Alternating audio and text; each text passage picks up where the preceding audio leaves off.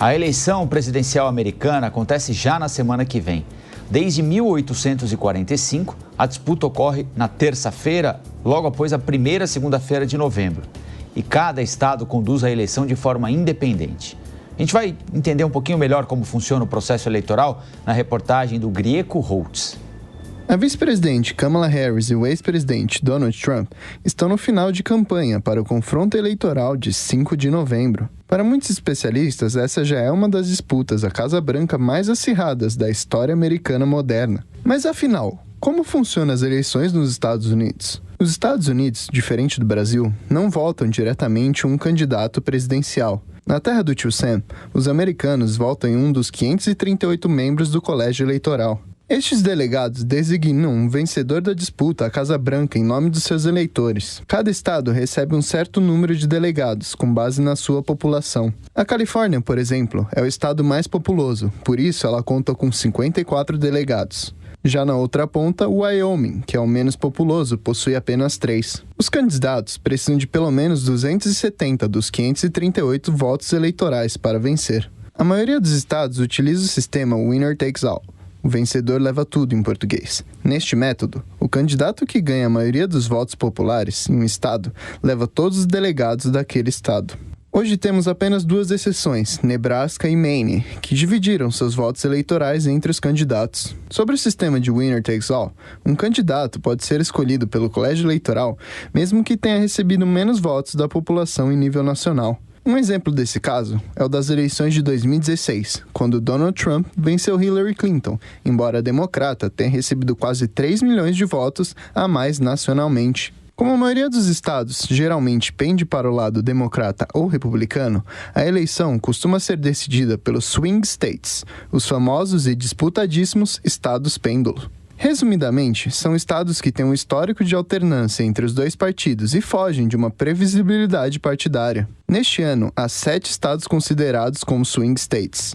São eles a Pensilvânia, a Georgia, o Michigan, o Wisconsin, Nevada, Arizona e a Carolina do Norte. Os estados pêndulos correspondem a 93 ou a 1/5 do total de número de votos do colégio eleitoral.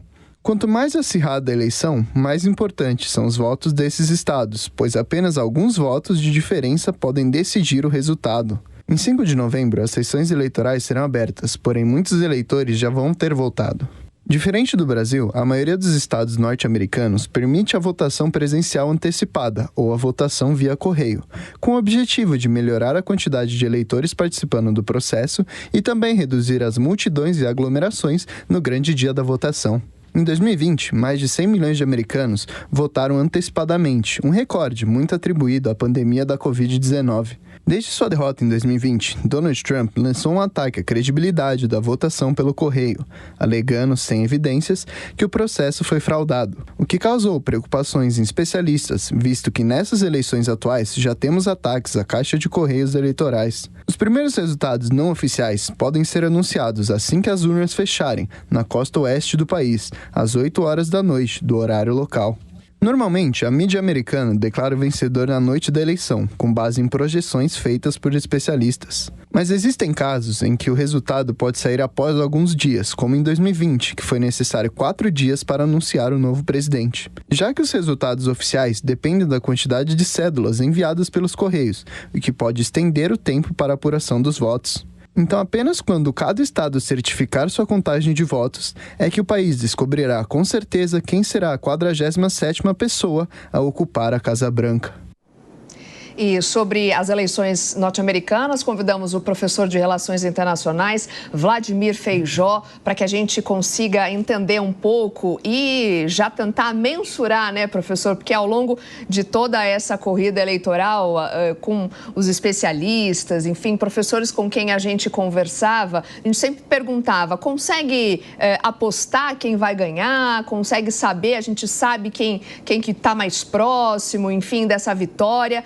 No cenário atual, qual seria o seu palpite? E já puxando, recentemente nós ouvimos a fala do presidente Lula, né? Até então a gente não sabia para qual dos candidatos o governo brasileiro, então, estaria apoiando, né? Mas pela fala do presidente Lula, ele disse que seria melhor que a Câmara ganhasse aqui para o governo brasileiro. A gente sabe que seja por aproximação ou oposição, a América Latina, de fato, é diretamente impactada pelas políticas americanas. Muito bom dia para você. A satisfação está aqui. Pois é, com base em 3 elementos, eu acredito que o Trump segue favorito para a vitória dessas eleições. Primeiro, pelas pesquisas de opinião, historicamente, nas 3 últimas eleições, subdimensionarem o voto no Partido Republicano e hoje apontando uma espécie de empate, portanto, a probabilidade é que o Trump esteja adiante. Segundo elemento é que a favorabilidade do Trump subiu muito nas 2 últimas eleições, ou seja, a percepção de que o Trump é uma pessoa capaz de governar, enquanto que Kamala Harris segue estagnada.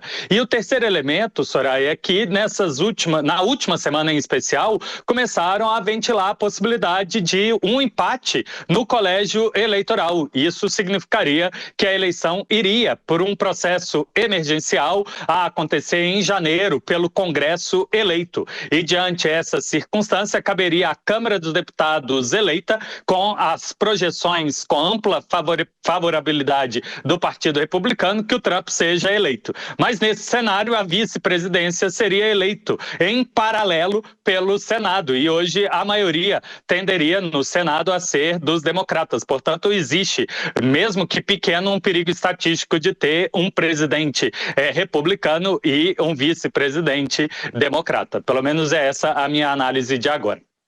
Professor, que projeção o senhor faz para o processo de apuração? A apuração nos Estados Unidos não é uma apuração simples, né? Ela é cheia de travas. Numa eleição tão complexa e tão parelha quanto essa, de fato, vai valer aquele chavão, né? Cada voto vale. O senhor imagina uma apuração polêmica, complexa, com dúvidas, longa ou não necessariamente?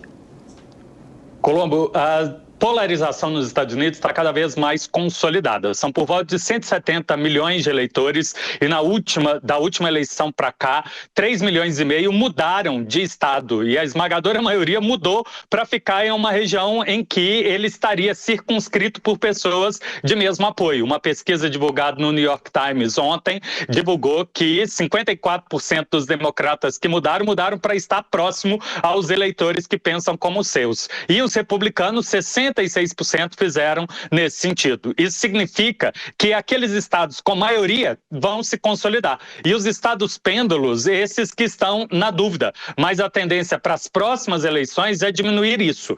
Nesse caso, a gente sabe que a eleição nesses 7 estados pêndulos hoje é o que vão importar. E um deles é o que também foi definitivo na eleição de 2029, a Pensilvânia. Foi por causa da pandemia e as pressões na Pensilvânia que o resultado demorou 5 dias. Depois disso, houve mudança nas legislações eleitorais para tentar resolver essas questões do voto antecipado, voto por correio, e a eleição de 2022, só para a Câmara dos Deputados, já foi mais demorada do que a apuração, né, do que a apuração de 2020. Então, a expectativa é que agora, em 2024, com novas mudanças eleitorais e com mais de 1.000 processos já em andamento da Justiça, é que o anúncio oficial, né, a certificação em cada estado da eleição demore. Por mais que pode ser que as mídias americanas proclamem um vencedor na noite de terça-feira, eu duvido que vão fazer, a projeção deve ser como da eleição de 2020, alguns dias depois. O mais provável é que isso demore meses. É possível que saia lá no final de dezembro, quem sabe até em janeiro, e isso tudo criando um clima de animosidade no país e essas contestações, né, e aparecendo notícias de fraude cada vez maiores. Professor, nossos comentaristas, Adriano Cerqueira, também Mano Ferreira, estão conosco hoje aqui no Jornal da Manhã e vão participar dessa entrevista, começando então pelo Mano, para fazer a primeira pergunta. Bom dia, professor. A gente tem visto um esforço grande do Partido Democrata na conquista do voto feminino e uma dificuldade do Partido Republicano com esse segmento. Como o senhor avalia as alternativas, as estratégias nessa reta final e qual será o papel das mulheres na eleição americana?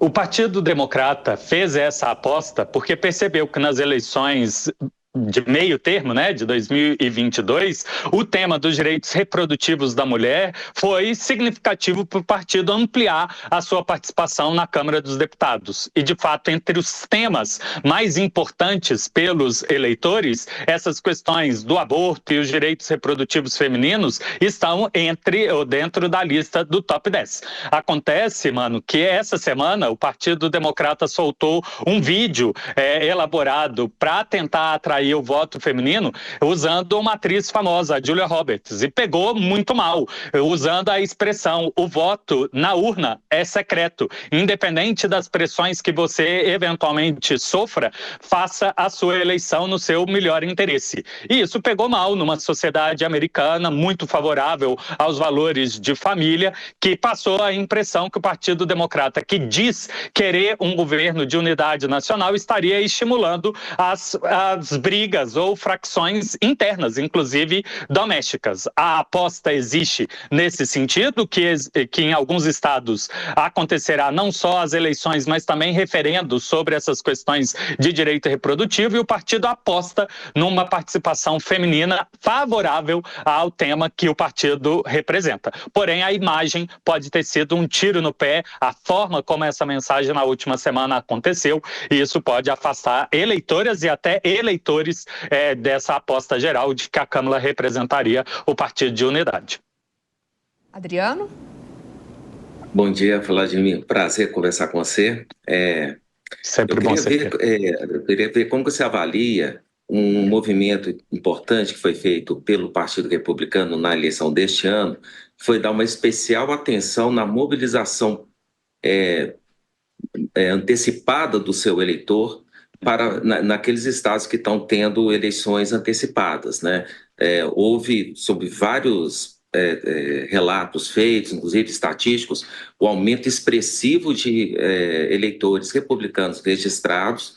Um grande trabalho nesse sentido foi feito, bem como uma mobilização para eles votarem mais cedo. A aposta republicana é que, no dia 5, historicamente, haverá mais eleitores republicanos que democratas, de fato, votando. Seria essa a estratégia, digamos assim, principal dos republicanos para ganhar a eleição? Ter feito esse trabalho reforçado na antecipação do voto?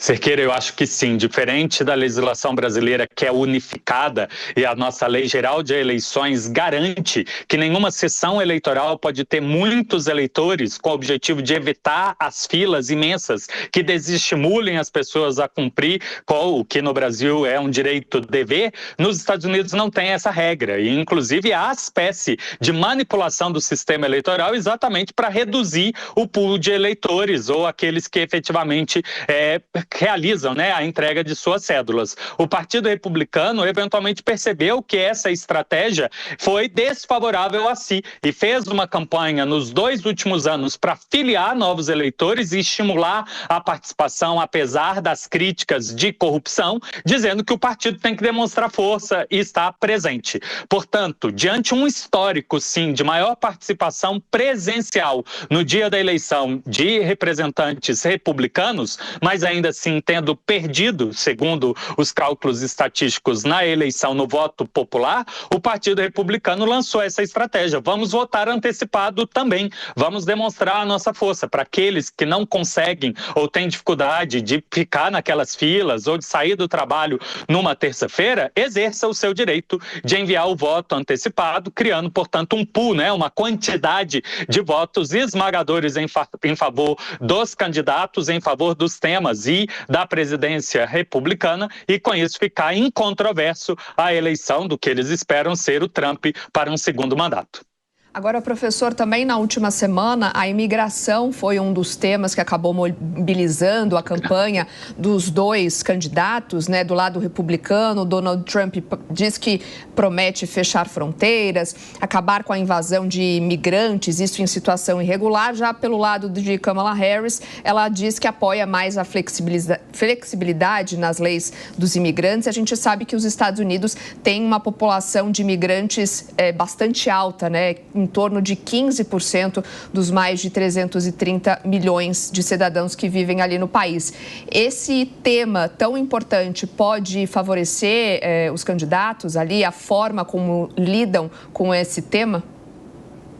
Nesse tema, o Trump é esmagador em vantagem diante o eleitorado. Essa semana, o Trump se aproveitou de um deslize do presidente Joe Biden, que piorou a situação usando da Casa Branca para fazer uma transcrição da fala dele, usando aí a questão do inglês, o S apóstrofe S, e a expressão de eleitores do Trump serem lixos. E aí o Trump capitanizou essa circunstância, divulgou um dia inteiro trabalhando num caminhão de lixo, e aquilo que poderia ser um ciclo eleitoral apenas de segunda-feira acabou virando a semana inteira, e ele fez um spinning favorável a ele. Eu não acho que esse vai ser o tema decisivo da eleição em âmbito nacional, mas pode ser que naqueles estados fronteiriços ao México, inclusive estado dos pêndulos, isso acaba favorecendo ao Trump. Se são 7 estados e o cálculo estatístico é que desses 7 ele consegue vencer em 3 deles, quaisquer dos 3, se ele obtiver a maioria nos 2 ali, ele só precisa de um outro. Já a Kamala Harris não tem um cenário tão favorável assim, também precisa vencer em 3 dos estados pêndulos, porém, se não vencer na Pensilvânia, ela precisaria vencer em mais dos estados. Então, pode sim, Soraya, numa eleição decidida por algumas milhares de votos, centenas de votos, pode ser que isso seja suficiente para que aqueles que se sintam prejudicados, pela falta de uma regra nacional em relação à migração, e em especial um tratamento desigual entre os que chegam e o resto da população americana no acesso a serviços, aos programas de bem-estar, isso favoreça muito ao Donald Trump.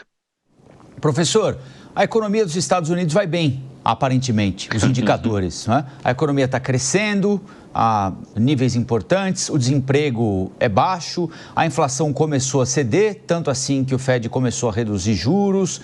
Por que isso não se traduz em desejo de continuidade pelo eleitor americano?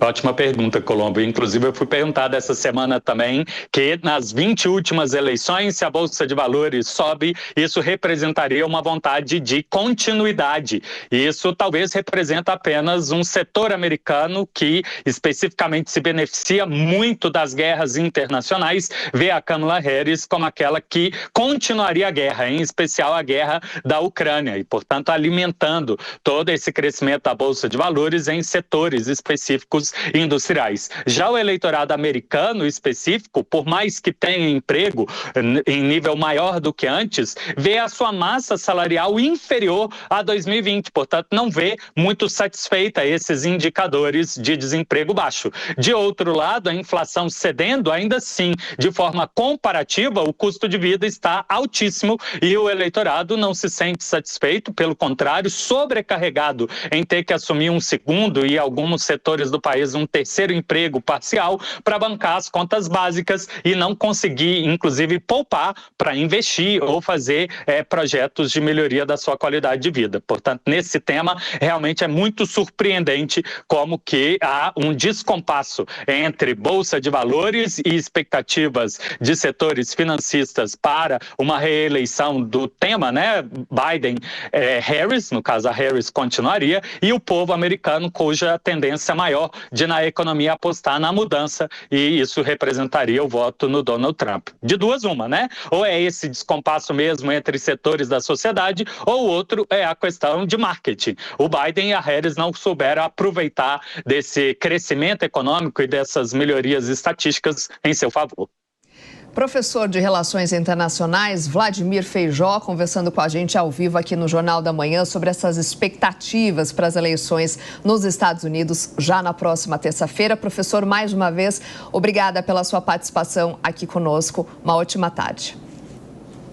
Bom dia, abraço.